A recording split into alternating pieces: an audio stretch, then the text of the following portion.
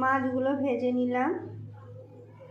এই মাছ দিয়ে, এই রুই মাছ দিয়ে রুই মৌরি রান্না করব। তেল গরম হয়ে এসছে। এরপর মৌরি, তেজপাতা, কাঁচা লঙ্কা ফোড়ন দিয়ে মশলাটা কষে নেব। মৌরি দিয়ে কাঁচা লঙ্কা, আদা আর একদম সামান্য রসুন মশলাটা পেস্ট করে নিয়েছি। এইটা ভালো করে কষে নেব।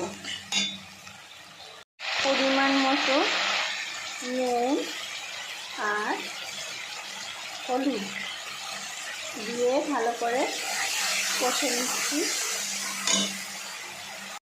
মশলাটা কষা হয়ে গেছে, এবার জল দিয়ে দেব।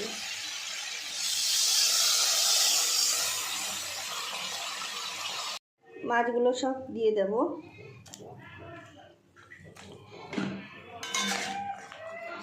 একটু জাল উঠলে নামিয়ে নেব।